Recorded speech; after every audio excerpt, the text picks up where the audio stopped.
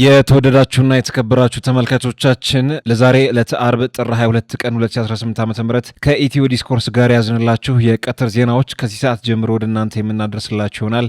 በቅድሚያም ርዕሰ ጉዳዮችን እንጠቁማችሁ።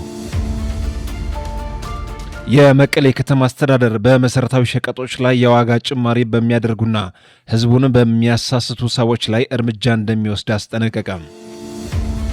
ህወሓት በትግራይ ከተሞች ወጣቶችን ማፈስ መጀመሩ የኢትዮ ዲስኮርስ ምንጮች ገለጹ። በጋምቤላ ክልል ከቀናት በፊት ተከስቶ በነበረው የጸጥታ ችግር እጃቸው አለበት የተባሉ የመንግስት አመራሮች በቁጥጥር ስር እየዋሉ ነው ተባለ። እነዚህንና ሌሎች መረጃዎችን ይዘናል። አብራችሁን ቆዩ። የመቀሌ ከተማ አስተዳደር በመሰረታዊ ሸቀጦች ላይ የዋጋ ጭማሪ በሚያደርጉና ህዝቡን በሚያሳስቱ ሰዎች ላይ እርምጃ እንደሚወስድ አስጠነቀቀ። አስተዳደሩ ጥላቶቻችንና አጋሮቻቸው በሴራ ህዝባችንን ለማዳከም የጥፋት ቀስትን ቀጣይነት አድርገው ሲጠቀሙበት ቆይተዋል ብለዋል። ይህ በዋናነት ሊፈታ የሚችለው ፍትህና ሰብአዊ መብቶችን የሚያረጋግጥ ስርዓት ሲኖርና ለህዝባችን ንብረትና ሀብት ውድመት ተጠያቂነትና ተገቢ ፍትህ ሲገኝ እንዲሁም ፍትሐዊ ስርዓት ሲፈጠር ነው ማለቱን በትግርኛ ከሰጠው መግለጫ ኢትዮ ዲስኮርስ ተመልክተዋል። በሌላ በኩል ደግሞ እንደ ህዝብ እያጋጠሙን ያሉትን ችግሮች በስርዓት በህግና በስርዓት እንዲሁም በፓርቲ ጥንቃቄ ማሸነፍ አስፈላጊ ነው ብሏል። ስለዚህ የመቀሌ ከተማ ነዋሪዎች ምክንያታዊ ያልሆነ የዋጋ ጭማሪን እንዲከላከሉና ስርዓትን ለማስጠበቅ በሚደረገው እንቅስቃሴ ውስጥ የበኩላቸውን እንዲወጡ እናሳስባለን ብለዋል። ይህን አጋጣሚ በመጠቀም በህዝባቸው ላይ የዋጋ ጭማሪ የሚያደርጉ ጥቂት ስግብግብ ነጋዴዎችና ደላሎች ለህዝባቸውና ለትግራይ ጥቅም ሲሉ ራሳቸውን እንዲያስገዙ አጥብቀን እያሳሰብን የከተማ አስተዳደሩ ይህንን በማይከተል ማንኛውም ሰው ላይ አስተዳደራዊና ህጋዊ እርምጃ እንደሚወስድ አስጠንቅቋል። ህወሓት በትግራይ ከተሞች ወጣቶችን ማፈስ መጀመሩ የኢትዮ ዲስኮርስ ምንጮች ገለጹ።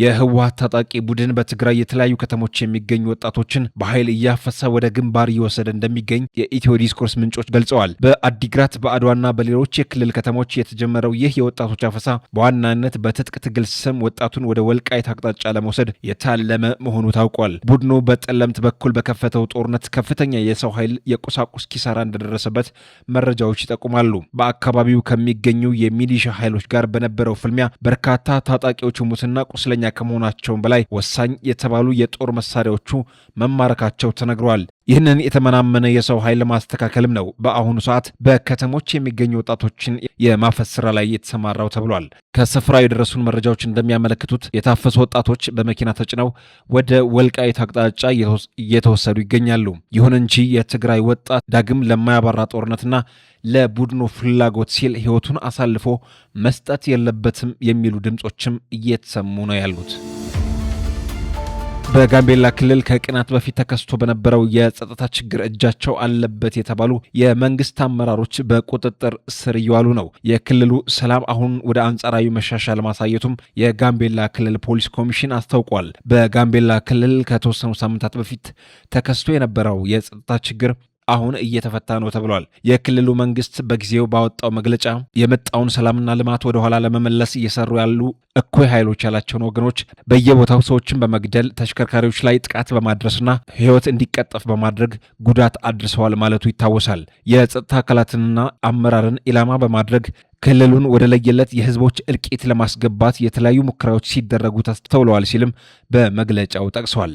አሁን ስላለው አጠቃላይ የክልሉ የሰላም ሁኔታ ዛሬ ስልክ ደውለን የጠየቅናቸው የጋምቤላ ክልል ፖሊስ ኮሚሽነር ምክትል ኮሚሽነር ዶች ገድኮት ሰሞኑን በጋምቤላ ክልል ከተፈጸመ ጥቃት ውጪ የአጠቃላይ ሁኔታዎች ነገሮች እየተሻሻሉ ናቸው ብለዋል። የሀገር መከላከያና የፌዴራል ፖሊስ አባላት ጸጥታውን እየተቆጣጠሩት እንደሚገኙ ገልጸዋል።